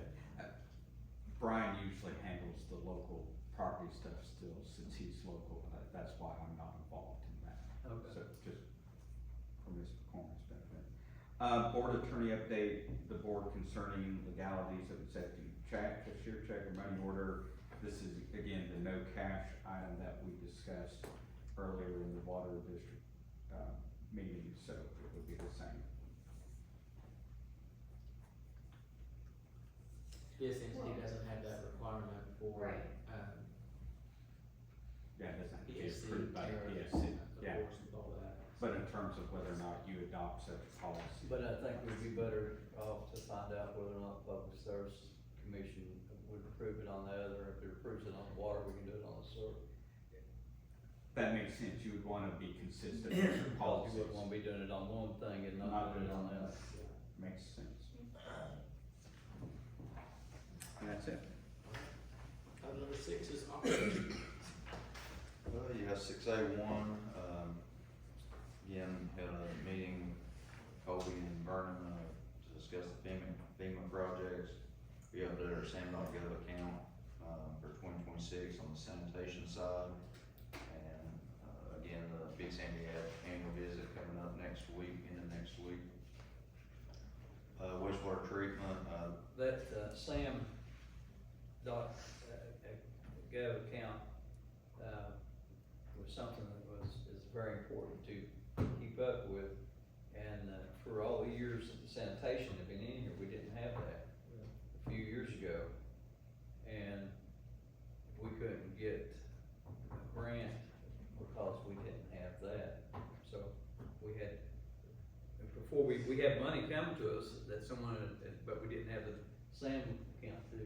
Yeah, And so we had to get that done. you better have that now. Yeah. wastewater treatment, the pontoon floating mixer, we have rebuilt. We're looking at also adding a temporary blower solution, put it in the oxidation ditch to help add more oxygen until we can get that, phase 1 rehab complete, hopefully in July. We also, determined, and we removed, one of the, items out of phase 1, which I think was around $5,000 to help basically do a little bit rehab the other clarifier that we weren't using.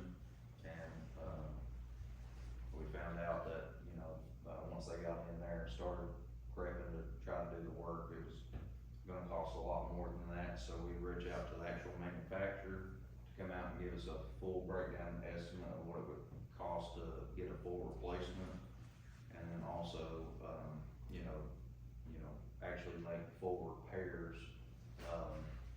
And so we have that, and, with the intention that we're gonna include that in the phase 2 INS project, which is part of that Kentucky Water's, funding, and also I think there's another, federal grant included in that project.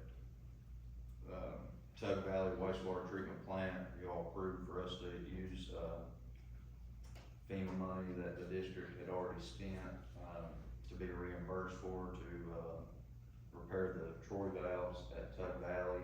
We do have that scheduled in May. We have not done that yet, but we hope to have that done this month, or next month. Collections, we have 0 grinders currently out in the system. Replace the drive belt. Say that number again. Is that the first time since last spring's flood? Well, that's, No, I think John's referring back to, that's, for many years. that was like 30 out at one time. Mhm. That's, We that's, held them pretty low to 0 for, I think, a little over a year or so now. and at $2,000 pop, that's, when you don't have that $10 in cash, you. Don't work out like that. Yeah, so I mean, that's just a significant improvement, for our system. I think that's one thing that can show that's significant. We also replaced the, drive belts and completed oil change at Blacklog Lift Station, main line blockage at Cassidy Drive, Creek Crossing, that we cleared. We had a new, customer tap on Collins Creek, that was on that list of bills that we, billed that customer for, they paid the direct cost for that. I have a question, what's the cost of a tap now, a new customer? We do it at cost, so it's a, estimate based on quotes that we get for the actual cost.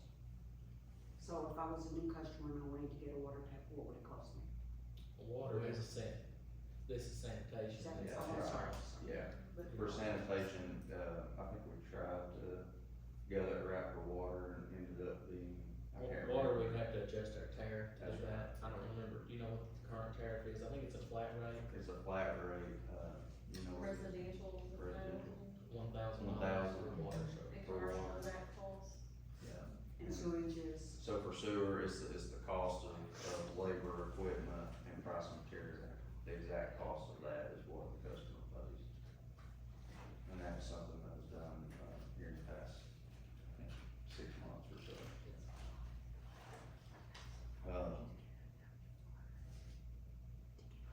We did have, KRWA, Kentucky Rural Water, come out and visit, and we ran some, one of their bigger sewer cameras, down, multiple areas, and was able to get some better line locates on some of the downtown Inez lines, and, actually was able to locate some more manholes and cleanouts from that visit.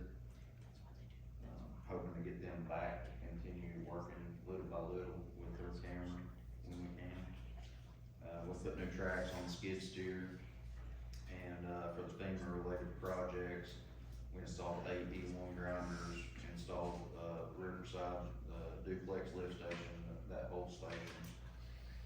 Installed the post DQ pump, and at the INS plant, we installed the 2 influent lift station pumps. So we got that kind of rolling too on the sanitation side. 6A2 is your plant operations report.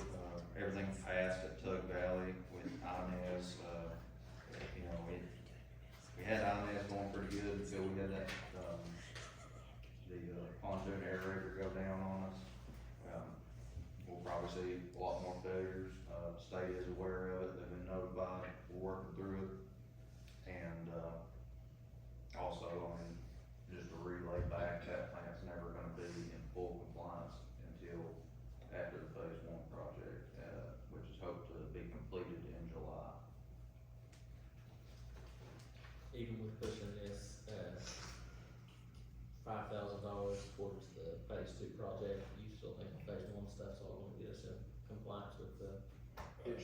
back to, yeah, we don't receive enough flow, currently to where one clarifier is not gonna, handle the flow. So, yeah, if we get the oxidation ditch back to spec the way it was designed, even with one clarifier without the other clarifier, it should be able to handle no problems. Right now, we're able to pass a lot of things, just, with the pontoon aerator sitting in the ditch and, trying to do the best we can to make something happen. But, getting those, the lines cleared that we're not been able to get to, and get those valves replaced, makes a huge difference too. You can manage your sludge, send it from one place to the next, so.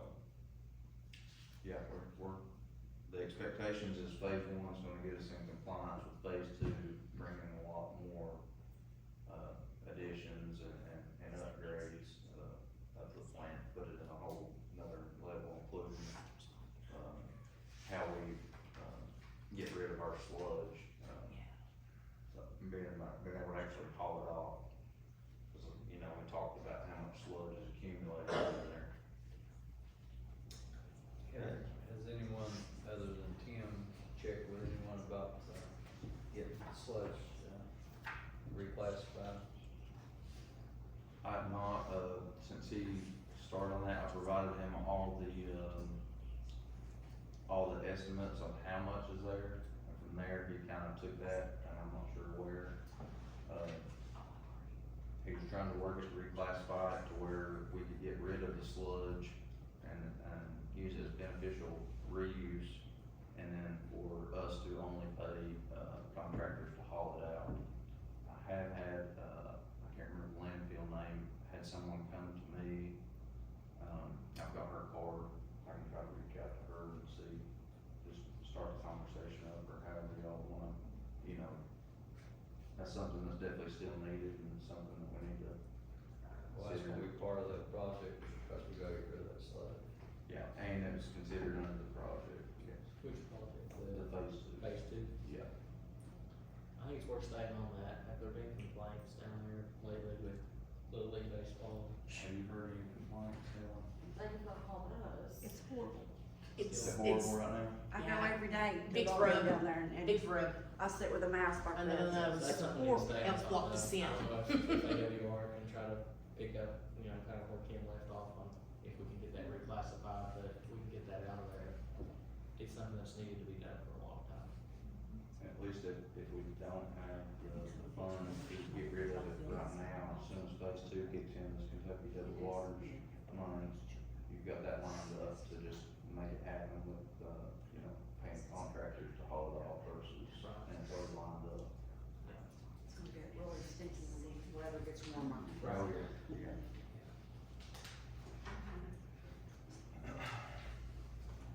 Six eight four is your repair expenses for February, $711,554, out of 56,700, sitting at 20%. Big portion of that was that actuator that we purchased for the tub data plant, it's $2,500 just for that. So we're through 2 months of our fiscal year. Is that right? We run on a calendar year, fiscal year? That's right. And we've spent 48% of our wastewater plant maintenance budget, so I have to really watch so we don't have a huge overage in that this year. But I know that was an essential purchase that had to be made. Yeah, we'll do the best that we can to try to manage it across. I think I mentioned before, the lift station maintenance, line of $16,000. That's gonna be part of every lift station getting replaced in the county of Kentucky. W Waters plus, a lot of the spending money's touching a lot of these lift stations as well, with new pumps inside of them. So I really don't see that we'll spend nearly the $16,000 on the lift station maintenance side of things. So, if we do go over on the wastewater plant maintenance, we should be able to disperse that, and then we can adjust, our budget next year for the, chemical expenses sitting at 36%. Like we mentioned before, those chemical expenses kind of get, they're in batches, so, we don't, usually we're purchasing quarters, in bigger bulk items, so it's not really like that's gonna, but we are tracking that, and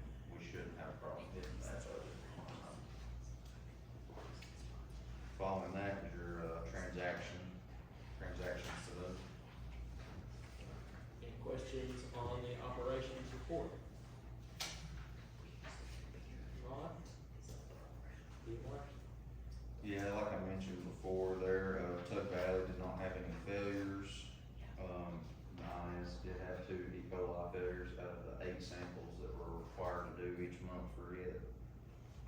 We did 8 samples there instead of 4, like normal, because of the PAA trial that we worked out with the study to try to get us through the end of phase 1.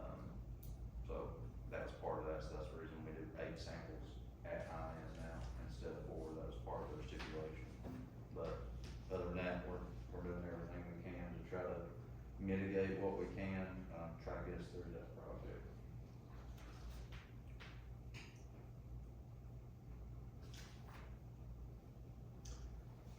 No questions on the DMR. Item 7 on the agenda is capital projects reports. You wanna give those updates? Yeah, on the, phase 1 rehabilitation, for the INS plant, we're waiting on the aerators to be delivered. The valve work will take place prior to receiving aerators. The only work right now is the contractor has come out and, they were gonna start work on that, second clarifier, and that's where we ran into there's not nearly enough money, $5,000 to do what's needed here. And that's what led us to get the manufacturer out to get a full, breakdown of what it's gonna cost, so we can add it into phase 2. Other than that, right now, we're currently just waiting on our aerators to be delivered, and, we're having progress meetings, to, make sure everybody's still on track, and that schedule is still on track currently. The extension for DeVella Road to Highway 3, we did send out letters to, potential, we drafted, a potential customer list of anybody along this project that could potentially be added along that project. We set out 2 sets of letters, and we had a deadline for the engineer to kind of wrap up their, cost estimates for the project, because that was, a big part in them budgeting for that project, adding more customers. We only ended up having 1 out of the Church of Christ, aside from the complex up there on the hill off of DeVella. Can you remind us where the extension kinda starts from and goes to? It's, Blackberry Road to, Davis Branch, so along Blackberry Road to right there where, what's the trailer park there?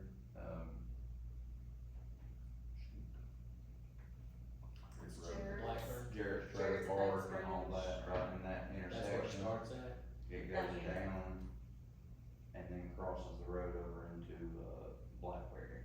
Okay, and And then then it it goes goes the whole way. down to, right there where the, gas station is. So that's lane on it. And it picks up, all the, Does it go on up to Bell Road to the end of that? Where the First Frontier office is? I don't think it goes up that far. Okay. I can't remember exactly. Just trying to figure out how far it is It from. travels along the prison. Blackberry, North Highway. Oh, we're still a good ways from that. Right. Yeah, but the idea behind that was to have a phase 2 to potentially, pick up some of those items. Do we have the sewage for the prison? No, it goes to the Honey Branch wastewater treatment plant in Johnson County. Okay. And just long-term planning, I've, worked with multiple counties in my role. The Paintsville Utilities has diverted a lot of wastewater to the Honey Branch wastewater treatment plant from stuff out along US 23. And so the capacity of that plant is decreasing. And if we could have a interconnect or an extension to the prison and the industrial park, it would allow us to pick up a revenue source, as well as increase our usage. So it's just something we might wanna think of long-term. I know if Yeah. this extension gets us a little bit closer there. Wastewater extensions are very costly to do. Seemed like when I worked in Harlan County, we would get maybe a quarter mile a year or something. Yeah. Try to pick that up. I have had some people, potential, people that are, interested in possibly having business at the industrial park to ask questions about the plan and when, and things like that, so it's definitely something that gets looked at. It might be something that, like even where it's a prison to government thing, that also might help. Yeah, I think that was what helped get, that Honey Branch treatment plant original. That's when they were adding capacity there, because the prison area was called Honey Branch at that time. hurt you. No, you're good, you're good. Other than that, just like we mentioned before, Brian is working with Brian on getting easements. And that's really the only updates of the projects, other than, just call out the four Kentucky W waters. We got debt service, County Water Sanitation replacement, which is the full amount that, we projected to be able to replace every lift station in the entire county, which is needed terribly. Inez wastewater system improvement project, and that is part of, the Kentucky W water. Below that, as you see the federal earmark there to go along with that, bringing it up to $8 million and some change to, put towards Inez phase 2. And that's where we'll have the clarifier work, working on getting the sludge, the bulk of the sludge out of there, and some other items. And then, black log gravity line replacement. I think that, the W Waters funding for the sanitation district can have a little bigger impact. It seems like our sewer projects have been kind of put on the back burner for years because we've been so focused on water. And so this funding will make a much bigger impact, and we know this system's smaller anyway. It's worth pursuing.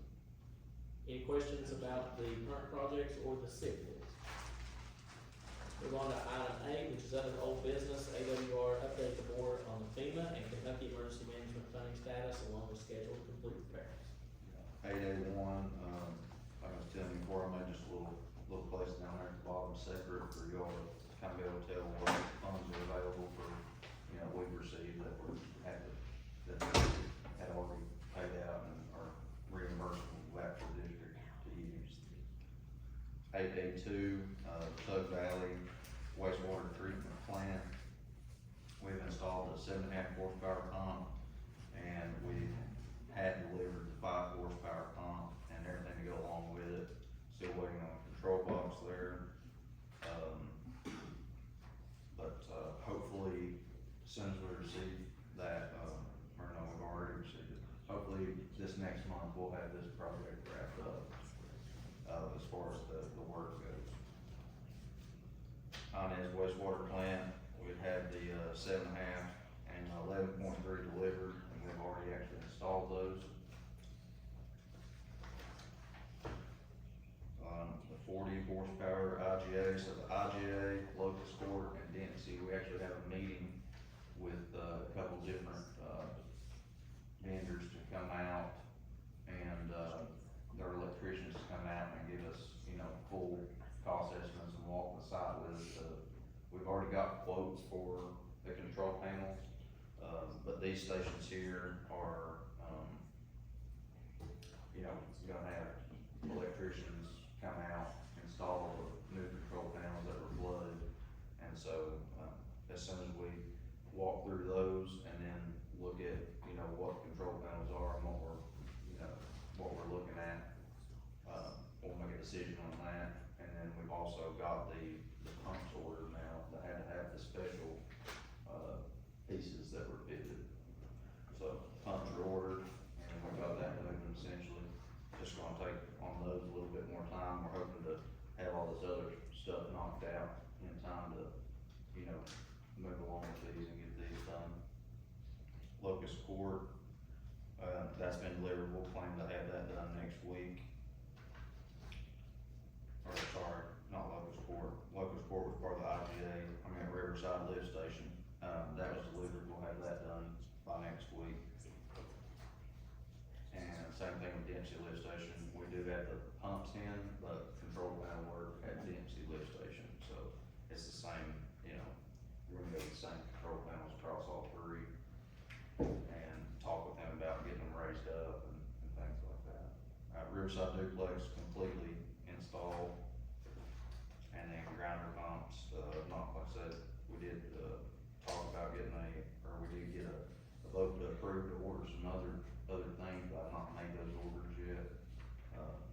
We'll have a meeting, I guess, and kind of go from there.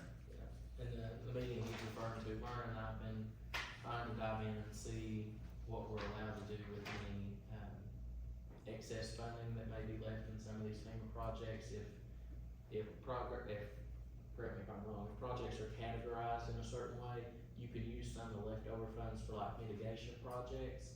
And so we need to double check and make sure what we're allowed to do with it. If not, we have to return the money. Right. So we just wanna make sure if we can spend it on mitigation, we will. Right. But we don't want to, and then We we don't don't come wanna back get and back ask us to for money that we that. don't have. Yeah. So we've got a meeting next Thursday, and Vernon are gonna follow up with them on that. And then that 8A10 is that Cat D. Right. Right, that's, The 8A10 there, that Cat D, that refers back to what the district had already spent, and that kinda gives you a breakdown of what we paid out of that and what's left, like y'all voted to use the 10,500 to fix the Troy Valley, Tug Valley out of that, and there's still 15,000, left over in that.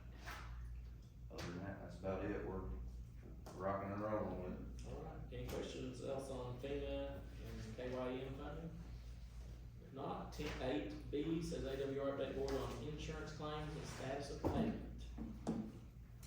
So, no different than the water district, which is that as far as Cincinnati is concerned, all payment has been made and that claim is complete. And now it moves into a state where professional liability can review and determine. We're still waiting on We're this. still waiting on professional liability coverage, yes.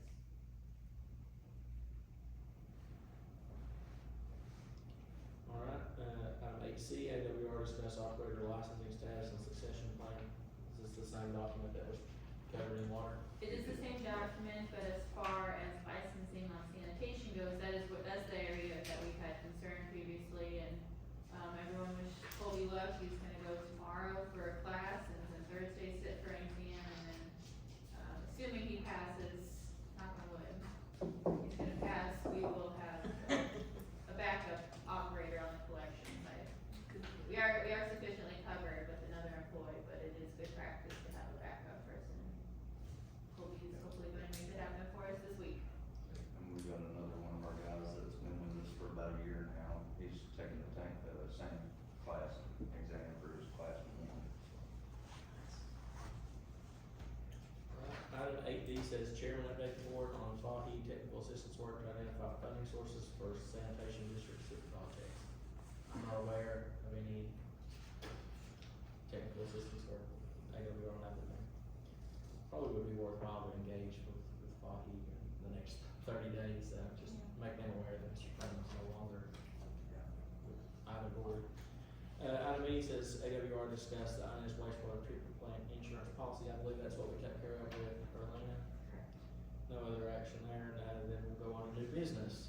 9A, consider motion to approve Brian Cumbo to generate release agreements and negotiate settlements with debt service accounts. Sounds like something under legal. Did we discuss this last month when I may not have been able to be here, or is this new to you, Dustin? This is new to me. I could see why, he asked Brian to do it as opposed to me, though, since it sounds like dealing with people here locally. Is this related to the W Waters money that would be coming to pay off debt service? Would you like for me to contact Brian? I and think that discuss would it? probably be wise. Let's not take any action. Probably this need time. to put, yeah. And talk to Brian and see if he can give us an update on it. And I'll work with you on it. Alright, we'll move on to 9B then. We'll need a motion to approve the revised sick list and ranking order, that now has been updated since the W Waters announcement, so we'll need a motion. I'll make the motion. A second. Any further discussion? All in favor, signify by saying aye. Aye. Any opposed? Motion carries. I think on the C, we'll just go ahead and table that too. I disagree on that one. We have to appoint an interim or a provisional chairman for the sanitation board, and I would be happy to make the motion that John Paul Hensley will serve in that role until we elect formal officers. Right, I will do in. Interim. Alright, we've got a motion and a second, all in favor, signify by saying aye. Aye. Any opposed, motion carries. We will elect new officers once the full board comes, Yes, with another. that's what I was. I figured that's what you're. 9D, consider motion for the chairman to execute MOAs with KIA for the Kentucky Water projects. That's probably what. Well, we don't have those yet, is my understanding, so let's leave that on there until we hear from the W Waters program. Nine F says AWR present board with red flag policy and anything prevention program, is that the same as well? Same policy, yeah, we just cover the same thing with sanitation that we did before. Right.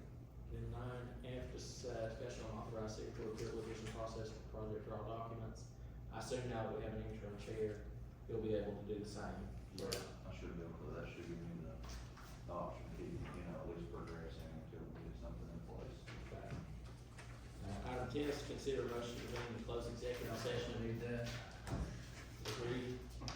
So item 12 is guest speakers. Are there I any have guests? one small comment I forgot to make earlier. Let's take my timer out. On May 12th at 6 p.m. at the Martin County Extension Office, we are having one of our final in-person sessions around the future of Martin County. And during these report backs, when it comes to what residents have been sharing and what students have been sharing at the high school, a common theme is about water and infrastructure in general. And so I really encourage folks from Alliance and the water board members to come to this space and put your input and your local knowledge into these space and expertise when it comes to some of the things that I've been sharing, when it comes to goals and setting these goals and how we can move forward and grow our community when it comes to the future of the space. So Martin County Extension, 6 o'clock, I'll bring pizza. Come join. Thank you. May 12th. May 12th. May 12th. I'll send you a What flyer. day is that on? May 12th, it is on Tuesday.